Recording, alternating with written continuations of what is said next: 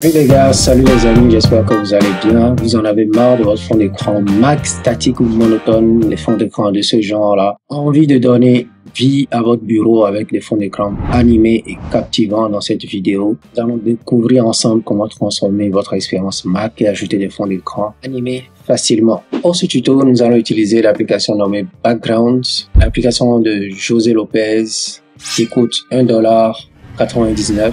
Il existe quand même plein de façons de pouvoir l'avoir et de l'essayer. Déjà, comme vous pouvez le voir ici, Background nous permet en fait d'utiliser des vidéos comme fond d'écran sur Mac. Il nous permet également d'afficher des widgets sur notre fond d'écran. Donc, sa principale fonction, c'est ça, utiliser n'importe quel type de vidéo comme fond d'écran. Donc, je vais chercher ma version de Background. Pour cette vidéo, moi, je vais te montrer avec la version 10.0 que j'ai sous la main. Une fois mon téléchargement terminé, il se retrouve sûrement dans mon dossier téléchargement que j'ai là. Il est là, je vais le déplacer simplement dans mes applications. Une fois que je l'ai déplacé dans mes applications, je vais forcément le trouver dans mon Launchpad. Et il est là. Je vais lancer Background. Je fais la petite vérification des familles.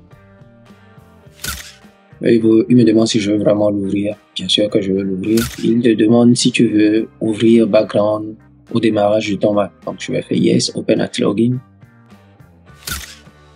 Maintenant, il demande en fait les accès à tel logiciel. Là, c'est pour la musique. Il a une fonction qui lui permet également de mettre l'étiquette de la musique que tu écoutes en fond d'écran. Donc, moi, je ne vais pas l'autoriser à faire ça actuellement. Tu dois l'autoriser également à rechercher les appareils de ton réseau local. Pourquoi pas? Oui. Parce qu'il a une fonction, comme tu le vois ici, au démarrage. Donc, nous avons l'ajout de nouveaux widgets, pour la batterie, le réseau et puis le GPU. Nous avons la possibilité, comme je te le disais tantôt, de jouer le fond d'écran avec la pochette d'album de la musique que tu écoutes. Et il y a également la possibilité d'ajouter des fonds d'écran sur tous les autres ordinateurs de ton réseau. Alors là, déjà au démarrage, nous pouvons remarquer que Background commence à fonctionner puisque j'ai ce petit widget là en bas ici de mon écran qui fonctionne déjà, qui me montre la date et puis l'heure. Si tu veux, tu cliques sur le Learn More pour apprendre plus de ce qu'il y a dans cette version, sachant très bien que actuellement nous sommes déjà à la version 12 et la version de cette vidéo c'est la 10.0. Comme tu l'auras remarqué, le fond d'écran de mon Mac, il commence à bouger. J'ai cette petite icône là dans la barre de menu avec ce petit bonhomme qui sourit. Il me dit en fait que Background peut avoir des notifications. Je vais autoriser les notifications. Et il a ajouté des éléments pour moi s'exécuter en arrière-plan. Pour gérer l'ouverture et les extensions, il faudra cliquer dessus. Bof. C'est pas obligatoire. C'est juste pour te prévenir que Background va se démarrer lorsque tu allumes ton Mac.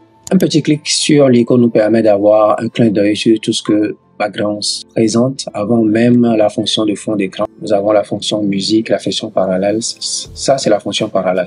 Voilà pourquoi mon écran il bouge, du moins le fond d'écran bouge par rapport à la position de la souris. Donc nous avons la fonction vidéo qui nous permet également de mettre une vidéo. Et là, lorsque j'ai choisi la fonction vidéo, il me dit pause vidéo when switching to battery. Ça veut dire est-ce que tu aimerais mettre la vidéo en pause lorsque tu utilises ton Mac sous batterie? Moi, je vais pas faire cela, je vais disable. Voilà. Immédiatement, il me met une vidéo comme fond d'écran. En dehors de la fonction vidéo, nous avons la fonction Quartz qui nous permet également de mettre des Quartz que tu peux télécharger. On verra ça tout de suite dans les préférences. Nous avons la fonction système qui nous permet d'afficher les informations système comme le CPU, le nombre de data envoyées, de data reçues. Nous avons la fonction clock qui est déjà en train de rouler ici. Il ajoute juste l'heure sur le bureau. Et la fonction web qui permet en fait d'utiliser une URL personnalisée pour télécharger ton fond d'écran. Pour cette vidéo, nous allons nous concentrer sur la fonction vidéo. C'est ce qui nous intéresse. Il ne faudrait pas que tu oublies également que tu as le widget clock, le clock widget. Lorsque je l'ai décoché, tu vois, il a disparu. Et lorsque je le réactive, il réapparaît. Aussi simple que ça. Et nous avons également le widget système widget. Et comme tu peux le voir ici, nous avons le network, nous avons le CPU, et voilà, aussi simple que ça. Retournons dans l'option vidéo. Et je vais désactiver le widget système, parce que j'aime plutôt le widget clock, mais pas le widget système personnellement. Nous avons d'autres fonctions qui nous permettent également de bloquer, ou du moins de cacher les icônes du bureau, comme tu peux le voir ici. J'ai les deux icônes qui représentent mes disques durs sur mon bureau. Je peux cliquer dessus pour cacher les icônes du bureau, tu vois. Les disques n'apparaissent plus. Et L'éventualité ici, j'ai mon Stage Manager qui fonctionne. Je vais d'abord désactiver le Stage Manager. Voilà, comme tu peux voir, j'ai plein de fenêtres sur mon bureau. J'ai l'option qui me permet également de hide les autres applications, c'est-à-dire de cacher les fenêtres. Hop, nickel. Donc, on va ramener nos fenêtres. Je vais désactiver les icônes du bureau et je vais réactiver mon Stage Manager. Nous allons retourner en fait dans les préférences. Au niveau des préférences, c'est pareil. La préférence générale, hide desktop icon, double click to show desktop, voilà. Idle theme, ça te permet en fait de changer ce que tu as au fond comme thème chaque 15 minutes si tu veux. Hide other apps. Je te laisse le temps de venir voir un peu tout ce qui se propose. Donc, ce qui est important pour moi, c'est de désactiver l'icône du dock.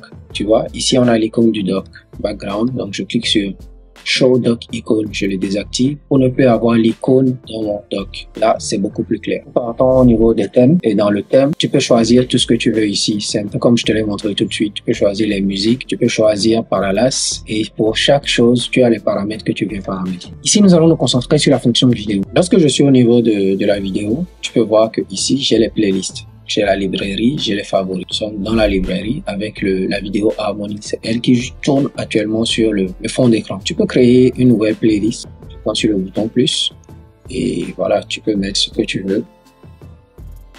Tu vois? Et ainsi, tu pourras choisir ta new playlist comme playlist par défaut. Vu qu'il n'y a aucune vidéo actuellement dans ma new playlist, tu vois, dès que je l'ai choisi, le fond d'écran a changé et il ne joue plus la vidéo puisqu'il n'y a aucune vidéo dans cette playlist. Tu peux choisir l'option de mute ta vidéo, c'est-à-dire certaines vidéos peuvent venir avec le son. Tu peux bloquer le son de la vidéo. Pour ajouter un nouveau fichier, il suffit de cliquer sur le plus, d'aller choisir ta vidéo et de l'ajouter à ta playlist. Pareil pour les streams, tu peux ajouter des liens de vidéo comme stream et il va jouer ces streams live comme fond d'écran. Tu as l'option qui te permet de mettre en pause la vidéo chaque 3 heures. Tu vas devoir. Maintenant que nous avons fait le tour, ce qu'il nous faut, c'est d'aller trouver une vidéo que nous allons utiliser fond d'écran. Contrairement aux deux applications iWallpaper et Dynamic Wallpaper que je vais te présenter dans une nouvelle vidéo, si ces vidéos sont déjà disponibles, tu l'as avec le petit i qui vient d'apparaître dans le petit coin. Il te faut trouver des vidéos. Où est-ce qu'on peut trouver des vidéos? Sur la page, je t'ai mis en fait la liste des sites web qui te permettent de télécharger des fonds d'écran et gratuitement. Tu viens, tu chopes celle que tu veux ou tu peux essayer de voir. Tu choisis le fond d'écran qui te plaît et tu l'ajoutes. Perso, pour aller vite, je vais prendre celui-ci. Voilà. Si tu kiffes, c'est simple, tu viens et tu télécharges soit en 4K ou soit en HD.